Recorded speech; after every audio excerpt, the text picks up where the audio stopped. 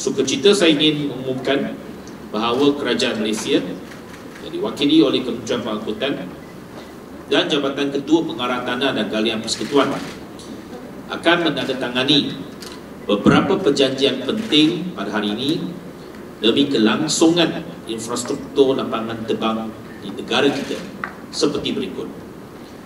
Yang pertama, Operating Agreement ataupun OA for KL International Airport (KLIA) antara kerajaan dengan Malaysia Airport Holdings Berhad (MAHB) dan Malaysia Airports Sepang Sdn Bhd.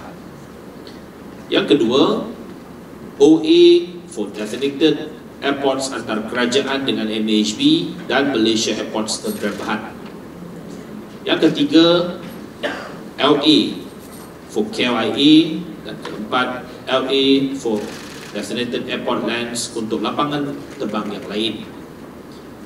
Pemeteraian perjanjian ini adalah susulan daripada kelulusan Kabinet secara berprinsip pada 2 Februari tahun 2023, iaitu lebih setahun yang lalu. Kita telah pun mengambil masa hampir 13 bulan untuk merumuskan ataupun mengutamatkan agreement ini, perjanjian-perjanjian ini.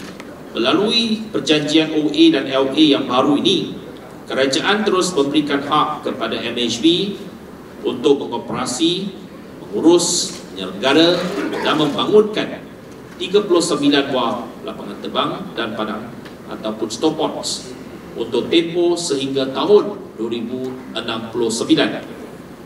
Sebelum ini, perjanjian ini hanya terpakai sehingga tahun 2034.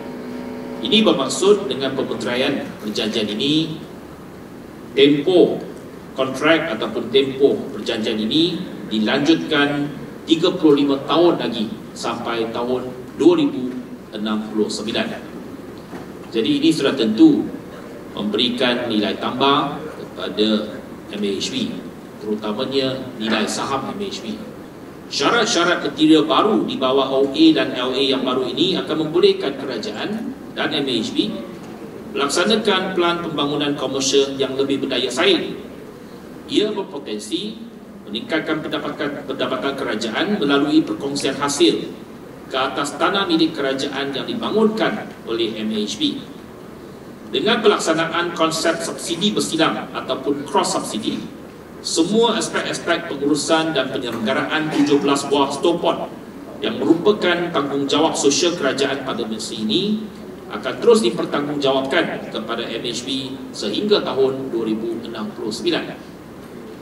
Pelaksanaan OA dan LA baru juga akan membolehkan MAHB berencana perancangan pembangunan jangka panjang yang lebih baik bagi semua lapangan terbang di bawah sediaannya, mengambil kira kepakaran dan pengalaman MAHB yang telah menunjukkan prestasi dan pencapaian yang merangsangkan.